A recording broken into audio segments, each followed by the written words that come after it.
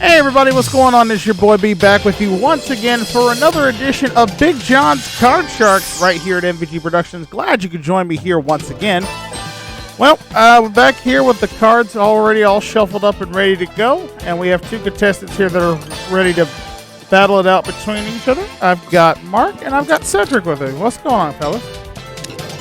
Hello. They're here to ready to battle against each other here, playing some Card Sharks here. So I say let's waste no time. Let's just jump right into our game, shall we? Let's do it. All right. Go Cedric. Woo! And it already starts from Nels. Awesome. You would expect anything less at this point. Exactly. Yeah, at this point, I shouldn't expect anything less. All right, Mark I signed up. thought that was a definitive. Yeah, Mark volunteered to play first, so he'll be playing the red cards. Cedric, you'll be playing the blue cards. And here we go with our first question. Our first round goes to Mark. Mark, we asked 100 married men, and we asked them, if they had an affair, their wife, would you have an affair if your wife decided she only wanted to make love to you once a month? How many of those 100 married men would say yes, they would have an affair if their wife only agreed to make love with them once a month? Good one. And a lot of you in the audience are probably thinking, he's going to go for his cheeky trademark number right away. Not the case. I am going to say 81 on this one. 81 of them would have an affair if their wife only made love to them once a month. Interesting. Cedric, how you feel? Higher or lower than 81? 81's a high number, but you know what? I wouldn't put it past when people do it more, but you got some better judgment. I'm going to say lower. I'm going to say a little lower than that. I would believe it's lower if men are as faithful as they say they are to their wives, even if they only make love once a month. But let's find out. The actual number of married men who would have an affair is 44. It is way lower. Yeah, I thought so. But surprisingly, still almost half would, which is interesting. All right. Cedric, you get to play the cards first, and we start you off with a 10. Yeah, if I was feeling spirits, I love that. I'm going to change it. And change it? Yeah, change it. All right. You want the question? You won the right to change it with the next card off the top of the deck. That 10 now becomes a 7. A little bit worse, unfortunately. Higher. Going higher than the 7. It's an ace. Lower. Lower than the ace. It's an 8 up the middle. Yeah, freeze that. And freezing on the dirty snowman there, needing just 2 cards to win our first game of the match. Remember, we play best 2 out of 3. Winner goes on to the money cards for a chance at a lot of cash and possibly our jackpot. Cedric, we'll go on with you with question number 2. We asked 100 people, one of our recent studio audiences here, and we asked them, have you ever been a contestant on a game show? How many of those 100 people said they have been former contestants on a game show?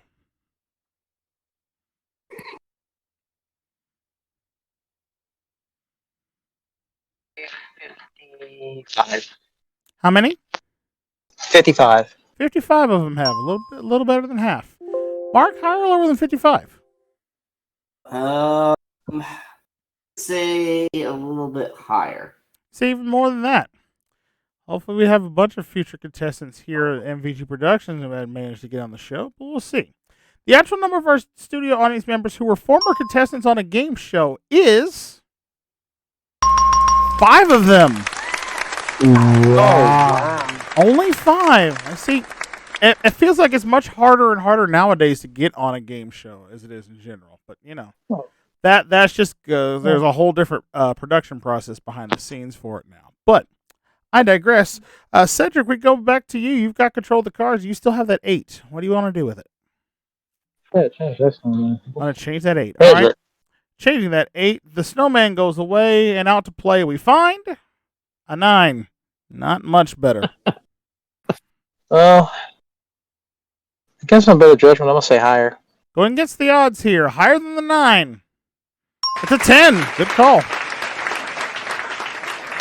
All right.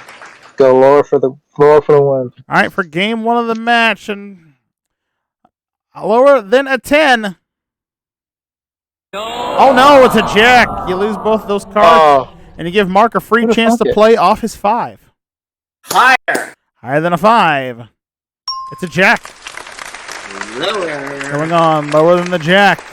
Oh, no. pair will not Duplicate. do in this case in this game. I'm sorry. All right, nobody makes any progress here, and we go on to question number 3 now. Back to you, Mark. Mark, we asked 100 single women, and we asked them, would you be insulted with a man at a party as a showpiece? How many of those 100 single women said they would be insulted to be with a man at a party as just a showpiece? Here it goes. I'm gonna say 60 even. 60 even. All right. Ooh. All right. 60 it is. Cedric, higher or lower than 60? Well, judging by the fact that most females are in the house, be at the social home. Some don't care, some do. But you know what? I say lower. Not many women get insulted these days. I say lower than that. All right. Let's see. The actual number of women who would be insulted by just being arm candy at a party is 43. It is just a little lower. All right, Cedric, you're back to you. You've got that 9. Okay, let's change that now. Let's get it back. All right, change it to the 9. The 9 goes away, and now we find in its place a 7. Oh, higher. Going on higher than the 7. Oh no, it's a 5. You lose that one. And Mark, Jesus. another free chance to play your 5. Hi. Yep, higher than a 5. It's a 9. Lower. Going on, risking it lower than the 9. It's a 7. And 3. And Mark, just like that, ties it up. Each player with a 7, each player with 2 cards left, and only one question to go in this first round. Someone must win on this play of the cards. So, Cedric, this question goes to you. We asked 100 8th grade girls, and we asked them simply, do you trust most politicians? How many 100 8th grade girls said they do trust most politicians? There's a joke there, but I'm not going to say that. You can take it down. You said they do trust them, you said, right? Mm-hmm. 33. 33 out of 100 of them said they do trust most politicians. All right. Mark, higher or lower than 33? Well, obviously, girls have a different opinion than boys because I do not trust politicians at all. But for the sake of the question, I shall say higher. You're going to say higher than that. All right. For all important control of the cards, the actual number of 8th grade girls who do trust most politicians is 20. Is not higher, is lower. Wow. Okay. All right, Cedric, interesting situation. You both are literally in the same spot. You both have a 7. You both need 2 cards. The only difference is if you decide to play, you have the option to change your cards. So, with that said, you want to play it, or you want to force Mark to play it? Judging how these cards have been evil these days, I'm going to pass it. You're going to pass it? I'll pass it. You can't change the 7. All right, you're coming through a little muffled, just so you know. Coming through past there. Okay. All right, Mark, Okay. It is on you, sir. You must play from your 7. You have 2 cards. Get either one of them incorrect, and Cedric wins game 1. So, call it from your 7. I'm not surprised that he chose to pass to me. Higher. Going on higher than the 7. Please be lower. It's an ace Lower. Oh, son of a... for game 1 of the match. Lower than an ace. Oh, that sucks. It's a 9. Mark wins game 1. Oh, man. Well done, Mark. That's $100 for you. You have game number 1, but don't worry, Cedric. You can catch right back up as we load the cards in for game number 2 now. And this time we are going to start with Mark again because it's your question here as we start off game 2 with this. Mark, we asked 116-year-old boys, and we asked them, does your high school principal have the right to search your locker? How many of those 116-year-old boys said the high school principal does have the right to search their lockers?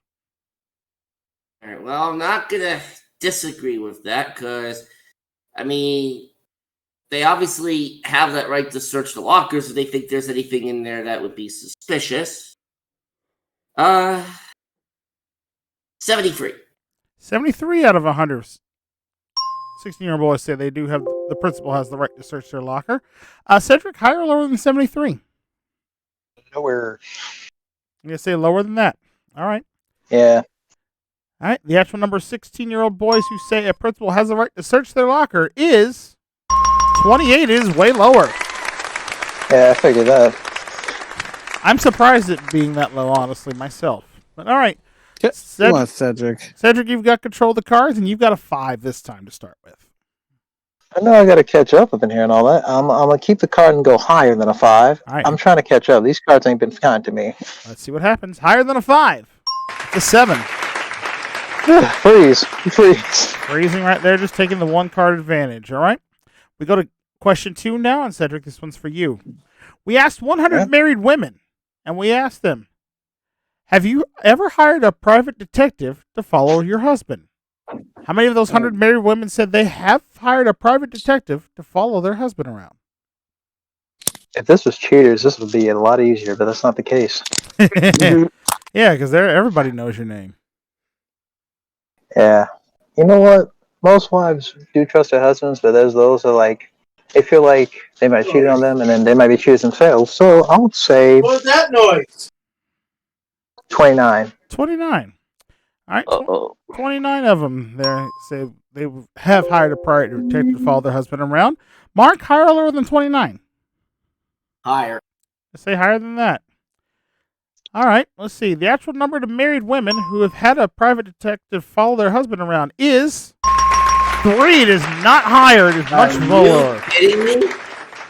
Yo, where do they get these people? They lying. God. Well, I mean, you really have to have. Not working today. If you look at it this way, you really have to have some serious evidence. Trust issues. Yeah, that, and you have to have some serious evidence to think that your husband's doing something illegal to want to spend money on a private detective to make them follow their husband around. I mean, because they're not cheap to begin with. So, nevertheless, Cedric, you won the question. You get your control of the cards again. You have that 7. I'm going to change that 7. Seems like a reasonable choice there. That 7 goes away. In its place, we shall find a queen.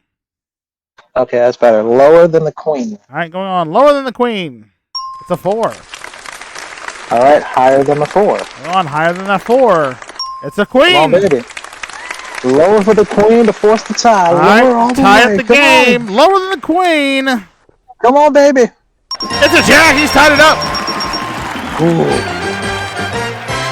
And just like that, It's comeback time. both men with one game and $100 apiece. We go to a tiebreaker. 3 cards, 3 questions to decide who's going on to the money cards. And we start this first question off back with you, Mark, once again. We asked 100 psychiatrists. Let's see. How many of 100 psychiatrists say parents of a 14-year-old child should spank them for misbehaving? Okay, I'm thinking this one might be a bit low because at that age, that's a little too old to be getting spanked, if you know what I mean. And again, someone else in here should know all about me. Wait. See, folks, for once, there's an inside joke here that I actually do not know what this is about, but I'll find out after the show for sure. 18. All right, you say 18 of those 100 psychiatrists say a 14-year-old child should be spanked. Cedric, higher or lower than 18?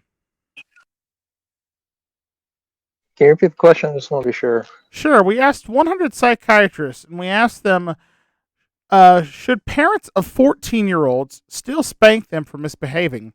How many of those 100 psychiatrists said their parents should spank a 14-year-old?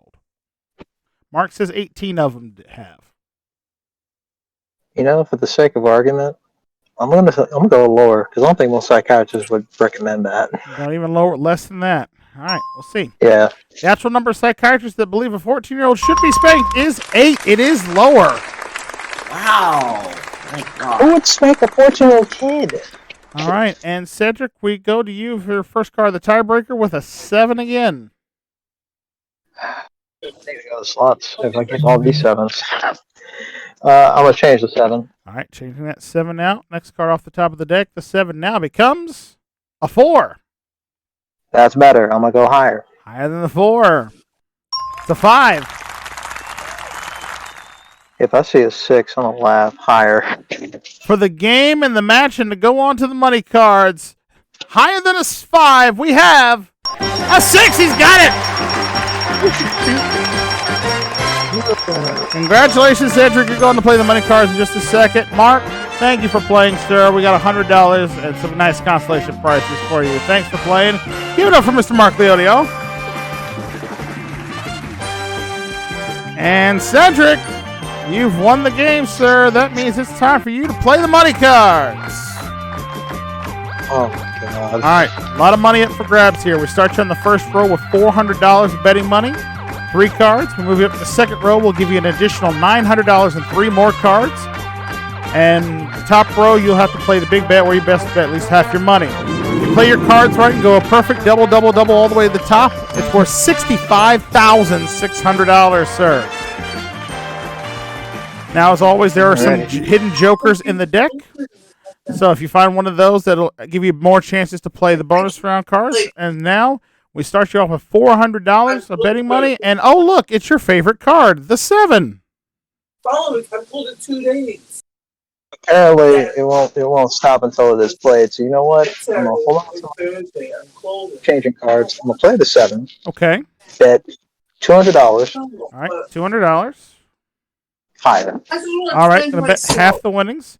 $200 higher than the 7. We have a jack. There we go. Up to right. $600 and a jack now. Let's go 400 lower. All right, going $400 this time, lower than the jack.